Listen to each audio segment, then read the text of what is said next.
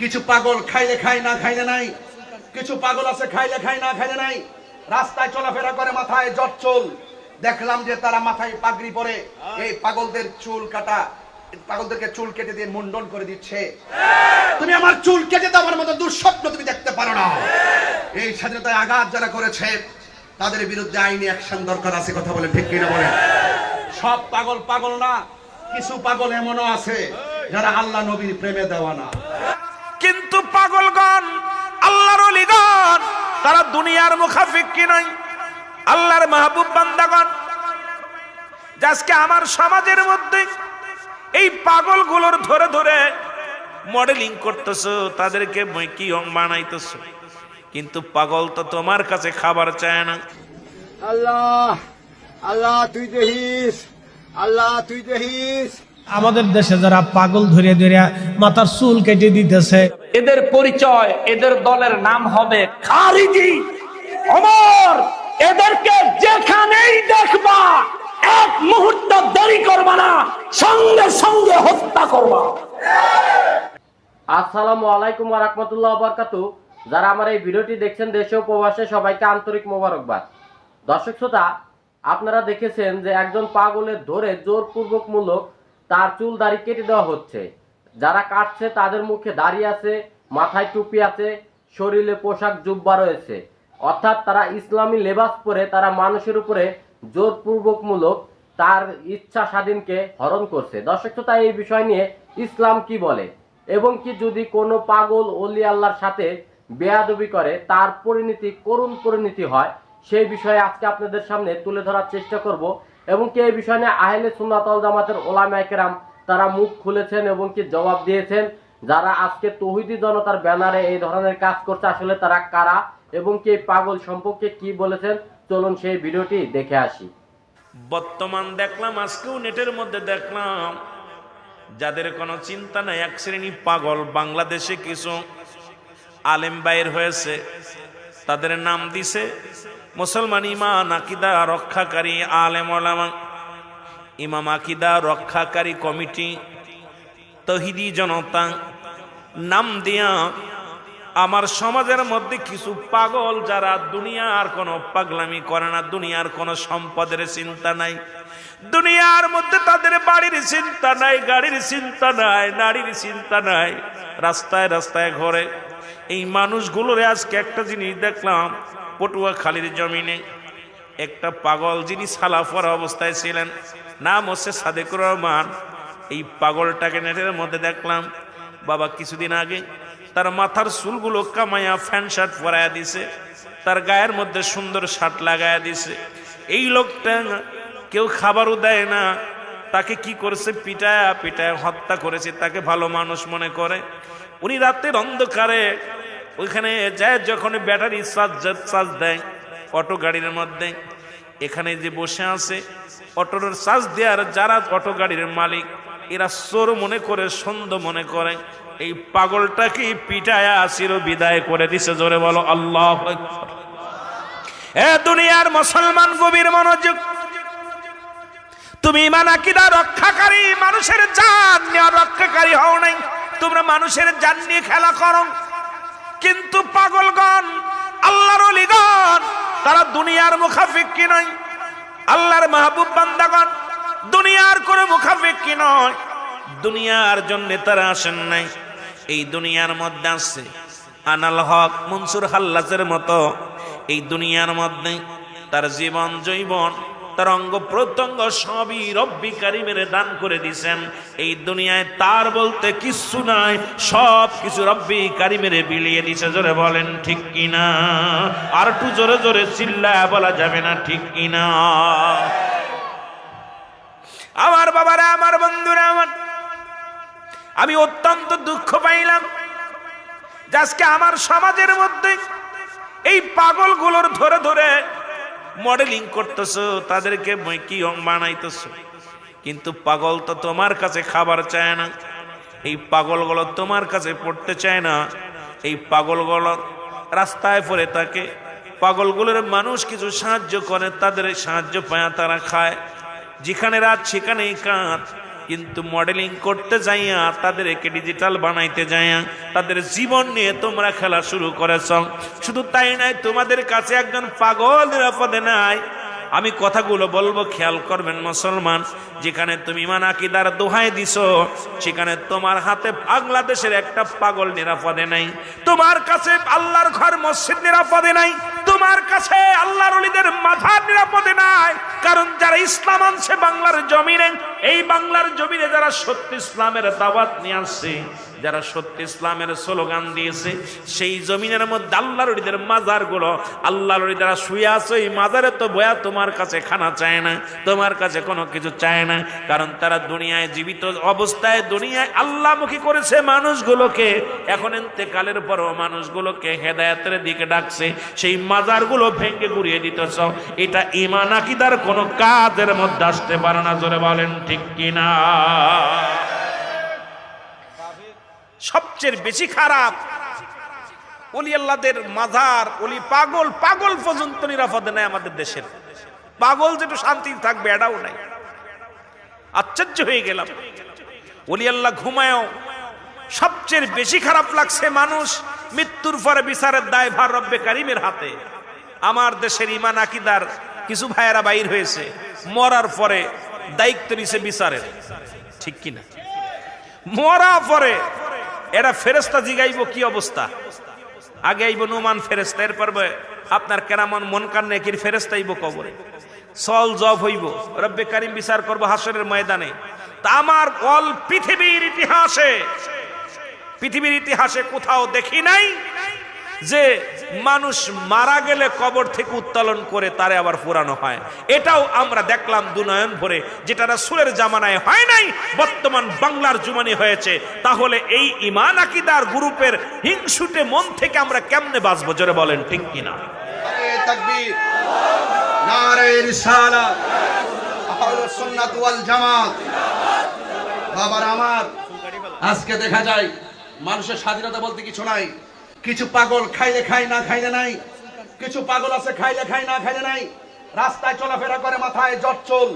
দেখলাম যে তারা মাথায় পাগড়ি পরে, এই পাগলদের চুল কাটা, পাগলদেরকে চুল কেটে দিয়ে মুন্ডন করে দিচ্ছে।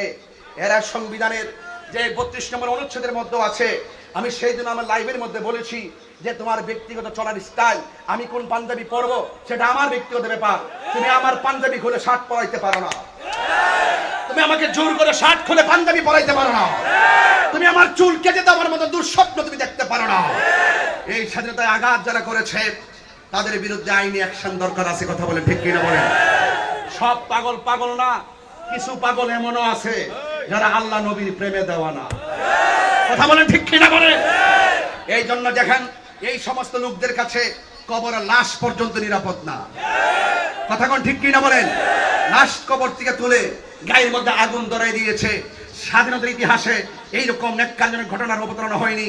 এটা বাংলাদেশের ঐতিহ্যকে বিনষ্ট করেছে, ধর্মের ভাবমূর্তিকে ক্ষুণ্ণ করেছে। কথা বলেন ঠিক না বেঠিক?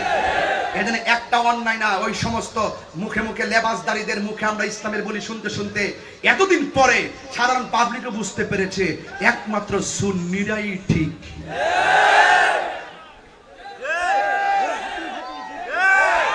হাত তুলে বলেন প্রমাণ হয়েছে কিনা বলেন? প্রমাণ হয়েছে কিনা বলেন? কেন সুন্নিরা সত্য হক প্রমাণ হয়েছে? কারণ সুন্নিরা নবীর পক্ষে, সুন্নিরা ওলি আল্লাহদের পক্ষে। ওই সমস্ত মৌলবীরা যখন দেখি টর্নেডো আসে, সিডর আসে, আইলা আসে, নার্গিস আসে, ভূমিকম্প আসে, ঘূর্ণিঝড় আসে, করোনা আসে, তখন বয়া বয়া রেকর্ডিং করে, ওলি আল্লাহর বাংলাদেশ, শাহজালালের বাংলাদেশ, রহম করো আল্লাহ, রহম করো আল্লাহ। ওই সময় সঙ্গীত খুব মজা লাগে। আবার ওই দেখবেন যত বড় বড় মাজার আসে সবগুলা বাক্সের দায়িত্ব আবার তাদের হাতে। বাক্সের টাকা নিয়ে নিয়ে তারা বড় লোক হইতেছে। ওলি আল্লাহর মাজার পছন্দ করে না, সুন্নিদের মাজার পূজারে কইয়া কইয়া ট্যাগ লাগায় দূরে রাখে বাক্সের টাকা খাওয়ার জন্য। কথা বলেন ঠিক কিনা? সব আমরা বুঝতেছি। পাগলার মাথার চুল কেটে দাও, আর পাগলা নামে মসজিদ, পাগলা মসজিদ, এই মসজিদের গাট্টি গাট্টি বড়া কোটি কোটি টাকা নিয়ে খাইয়া পেট বড় করতেছ। একদিন বিচার হবে, বিচার হবে কর্ম অনুসারে, কঠিন হাসরে বিচার হবে কর্ম অনুসারে। কথা বলেন না ঠিক কিনা? আমার কথাই কে রাগ করবেন না। দিনের বেলা মাহফিল অনেকে খাওয়া দাওয়া করে আসেন নাই, এরপর আমি দার্থহীন ভাষায় যা বলে যাই কোট করে রাখেন, প্রচার করেন। এবার হাসরের ময়দানে মানুষ নাফসি নাফসি বলে কাঁদবি। আমাদের দেশে যারা পাগল ধরে ধরে মাথার চুল কেটে দিতেছে, আচ্ছা বলেন পাগল ধরে চুল কাটা জরুরি না খাবার দেওয়া জরুরি? খাবার না খাওয়াইয়া চুল কাটতেছ কে? এইগুলি তোমার কে শিখাইলো? তারে খাবার খাওয়াইতে হবে, চিকিৎসা করাইতে হবে, তার অসুস্থতায় সেবা দিতে হবে, তার খাবার খাওয়াইতে হবে, তার বাসস্থানের ব্যবস্থা করতে হবে, তার কর্মসংস্থানের ব্যবস্থা করা জরুরি। তার চুল কাটা আগে জরুরি না, আগে জরুরি ছিল তার পেট বলে ভালো মন্দ আগে খাওয়ানো। কথা কান ঠিক কিনা? আমরা সব খালি উল্টে পাল্টা কাজ, যত কাজ খালি উল্টে পাল্টা। সহিহ মুসলিমে আসছে নবীজি কিয়ামতের ময়দানে আল্লাহ ডাক দেবে, বান্দা আমি তৃষ্ণার্ত ছিলাম, তুমি আমার পানি দাও নাই। বান্দা বলবে, রব আপনি বলেন কি? আপনি তো নিজেই রিজিক দেনেওয়ালা, পানি সৃষ্টি করনেওয়ালা। আল্লাহ আপনার হুকুমই তো আকাশ থেকে বৃষ্টি নামলো, জমিনে পানি হলো, ঝর্ণা প্রবাহিত হলো, অতল সাগরের গহ্বর থেকে পানি আসলো, পাতাল থেকে পানি বের হয়ে আসলো। আল্লাহ বলেন কি? আমার আল্লাহ ডাক দিলেন, বান্দারে তোমার প্রতিবেশী পানির অভাবে তৃষ্ণার্ত ছিল, আরবে পানির অভাব ছিল। আহারে নবীজি বললেন ডাক দেয়া সাহাবীরা রে, সেই দিন আল্লাহ ডাক দিবে, বান্দারে আমার বান্দারে যদি তুমি পানি পান করাইতা তাহলে আমি আল্লাহর পানি পান করানো হয়ে যাইতো। এই জন্য পাগল ধরে তার চুল কাটা জরুরি না বাপরে, তারে আগে এনে সুন্দর করে খাবার খাওয়াইয়া এরপরে সুন্দর করে তার চিকিৎসা দেওয়াটা জরুরি। আমরা চিকিৎসাও দিতে পারলাম না, চুল কাটাইতে আমরা খাবারও খাওয়াইতে পারলাম না, ধরে ধরে তারে নিয়ে চুল কাটাইলাম, জোর করলাম, এগুলি করার দরকার নাই। আগে তারে খাবার খাওয়াইতে হবে, তার চিকিৎসা আগে করাইতে হবে। কিয়ামতের ময়দানে আল্লাহ ডাক দেবে, বান্দা আমি অসুস্থ ছিলাম, তুমি আমার সেবা করো নাই, আমার চিকিৎসা করো নাই। বান্দা বলবে, রাব্বি বলেন কি? আপনি তো নিজেই চিকিৎসাফি, আপনি নিজেই তো সেবা করনেওয়ালা। আল্লাহ সব ওষুধের মধ্যে আপনি গুণাবলী দিয়েছেন। আল্লাহ আপনি সাফি, সেবা করনেওয়ালা। আল্লাহ আপনি আবার কখন অসুস্থ হলেন? আল্লাহ ডাক দেবে, বান্দারে আমি অসুস্থ ছিলাম, তুমি যদি আমার বান্দা অসুস্থ ছিল, তোমার প্রতিবেশী এলাকাবাসী, মহল্লাবাসী, তোমার দেশবাসী অসুস্থ ছিল, বান্দারে তুমি যদি তার চিকিৎসা করাইতা, আমি রব্বুল আলামিনের চিকিৎসা করানো হয়ে যাইতো। একবার জোরে বলা যাবে কি মারহাবা? আমি আজকে দেখলাম কিছু লোকেরা পাগল ধরে ধরে নিয়ে তাদের মাথার চুল কাটতেছে। আচ্ছা বলেন চুল কাটা জরুরি না খাবার খাওয়ানো জরুরি? আসতে কোন কেন জোরে বলেন? চুল কাটা জরুরি না তার এই সেবা শুশ্রূষা, তার এই পোশাক আশাক দেওয়া জরুরি? তার পোশাক আশাক দেওয়া জরুরি, তার খাবার খাওয়ানো জরুরি। আপনি চুল কেটে কি করবেন? চুল কাটলে তো চুল আবার হইব। কি কথা ঠিক আছে কিনা? এক মাস যদি চুল না কাটে তো চুল আবার যা তাই হয়ে যাবে। 2 মাস যদি চুল না কাটে, 6 মাস চুল না কাটলে চুল যা তাই হবে। চুল কাটানো তো জরুরি না, তারে ধরে নিয়ে আগে খাবার খাওয়াইতে হবে, তার দিল ঠান্ডা করাইতে হবে, তার সেবা করাইতে হবে, তার চিকিৎসা করাইতে হবে। একসাথে বলবেন আল্লাহু আকবার। ধরে ধরে নিয়ে চুল কাটতেছে, ধরে ধরে নিয়ে পরিষ্কার করতেছে, পরিষ্কারের নাম দিয়ে ধরে ধরে নিয়ে চুল কাটতেছে না। আগে তার খাবার খাওয়ানো জরুরি, তার চিকিৎসা করানো জরুরি। আমরা এমন একটা দেশে বাস করি, পাগল ধরে নিয়ে চিকিৎসা করানোর মতো অপশন আমাদের হাতে নাই। নবীজি ওমর রাদিয়াল্লাহু তাআলা আনহুকে নির্দেশ দিয়েছেন, ওমর এমন কিছু লোক আসবে যাদের নামাজ তোমার নামাজের চাইতেও সুন্দর, যাদের রোজা তোমার রোজার চাইতেও সুন্দর হবে। কিন্তু ওমর, শিকারকে তীর মারলে তীর যেমন শিকার ভেদ করে বের হয়ে যায়, ঠিক তেমনি ভাবে তাদের ভিতর থেকে চিরতরে ঈমান বের হয়ে যাবে। এদের পরিচয়, এদের দলের নাম হবে খারিজি। ওমর এদেরকে যেখানেই দেখবা এক মুহূর্ত দেরি করবা না, সঙ্গে সঙ্গে হত্যা করবা। এটা আমার রাসূলের নির্দেশ। আলী রাদিয়াল্লাহু তাআলা আনহুকে নবীজি এই নির্দেশই দিয়েছেন। এই খারিজিরা আলী রাদিয়াল্লাহু তাআলা আনহুর সাথে যুদ্ধ লাগিয়া, যুদ্ধের ময়দানে বর্ষার আগার মধ্যে কোরআন শরীফ ঢুকাইয়া কোরআন শরীফ উপরে উঠাইয়া ধরছে। আলী যুদ্ধ থামাও, হেরাজে পারতেছে না, যুদ্ধ থামাও, কোরআন শরীফ, আল্লাহর কোরআন ফয়সালা করবে। আলী রাদিয়াল্লাহু তাআলা আনহু যুদ্ধের গতি আরো বাড়ায়া দিচ্ছে। জোরে কন্যা সুবহানাল্লাহ। এখন খারিজিরা অপপ্রচার করলো আলী এ কোরআন মানে না, যিনি নবীজির ইলমের শহরের দরজা, উনি কোরআন মানবো কেমনে হেডা বুঝে না, আর এই ফকিন্নির ফোলারা বুঝে। অগফুরান বাপেরা আলী রাদিয়াল্লাহু তাআলা আনহুর সাথে ওই যুদ্ধের পরে যে সমস্ত সাহাবায়ে কেরাম, সাহাবী রাসূল ওই যুদ্ধে শাহাদাত বরণ করেছেন, ওনাদেরকে দাফন করার পরে এই খারিজির, কুখ্যাত খারিজিদের পূর্বপুরুষরা সাহাবীদের লাশ মোবারক মাজার শরীফ থেকে তুলে তুলে তাদের উপর নির্যাতন নিপীড়ন চালাইছে। সেই তাদের উত্তরসূরি এই বেয়াদবের দল। এই জন্য এদের কাছে সব ভালো লাগে, নবীর প্রেম ভালোবাসার কথা বললেই ভালো লাগে না। এরাই হইল আলী রাদিয়াল্লাহর যুগের সেই খারিজি, ইয়াজিদের যুগের সেই ইয়াজিদি প্রেতাত্মা, বর্তমান বাংলার জমিনের ওয়াহাবি। ঠিক কিনা বলো? এদের ব্যাপারে সোচ্চার থাকতে হবে, সতর্ক থাকতে হবে। রাজনীতি এক জিনিস, ইসলাম আরেক জিনিস। রাজনীতি এক জিনিস, ইসলাম ভিন্ন জিনিস।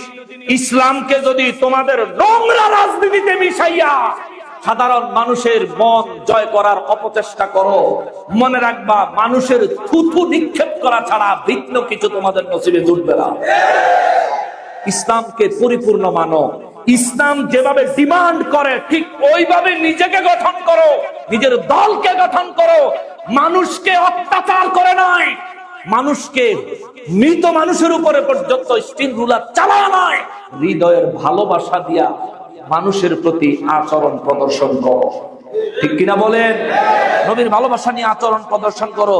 তুই ভোট খোঁজন লাগতো না বেড়া, তোরে ভোট মানছে গিয়ে দিয়াই। ঠিক কিনা বলেন? অতএব বাবা, আমরা বড় কঠিন পরিস্থিতির মধ্যে আছি, দোয়া করবেন। দোয়া চাই, যে ভাই আল্লাহর কাছে মাফ চাই। বেরিয়ে গেছে। দর্শক শ্রোতা, আপনারা দেখতে পেয়েছেন যে আসলে তৌহিদি জনতা কারা, আর যারা এই পাগলদের সাথে অন্যায় অবিচার করে, আসলে এটা কি ঠিক? তাদের পরিণতি করুণ পরিণতি এবং কি ভয়াবহ পরিণতি হবে একদিন। কারণ আল্লাহ যেখানেই পাগলদের শাস্তি থেকে মুক্ত করেছেন, তারা কেন পাগলদের উপরে জোর জুলুম করে? আসলে ইসলাম এটা কখনোই সমর্থন করে না। আর যারা তৌহিদি জনতার ব্যানার লাগিয়ে কবর থেকে লাশ উঠিয়ে পোড়ানো, মাজার ভাঙা এবং কি মাজার থেকে আগুন দিয়ে সেখান থেকে লুটপাট করা, সেখানকার সবকিছু নিয়ে আসা, আসলে তারা এই ধরনের ইসলামী লেবাস পরে তারা এই যে অপকর্ম করছে, আসলে তারা কখনোই ইমানদার হতে পারে না। তারা যতই মুসলিম দাবি করুক, ইসলামী দল দাবি করুক, তারা কখনো মুসলিমও হতে পারে না। তারা ইসলামকে সমর্থনও করে না। যদি সমর্থন করত, ইসলামকে ফলো করত, তাহলে তারা কখনো এই ধরনের বাজে কাজ করতে পারতো না। দর্শক শ্রোতা, এই বিষয়গুলো কিন্তু তুলে ধরেছেন সুন্নি আলেমরা। আসলে আপনারা এখন মতামত দিয়ে যাবেন যে আসলে কি তারা কি সঠিক বলে নাই? যারা আজকে এই ধরনের অপকর্ম কাজ করে তারা কে, সে বিষয় কিন্তু অনেক সুন্দর বয়ান দিয়েছেন। তবে আজকের এই ভিডিওটি এ পর্যন্ত। ভিডিওটি যদি ভালো লাগে অবশ্যই লাইক, কমেন্ট, শেয়ার করবেন এবং কি চ্যানেলটি সাবস্ক্রাইব করবেন। আল্লাহ হাফেজ।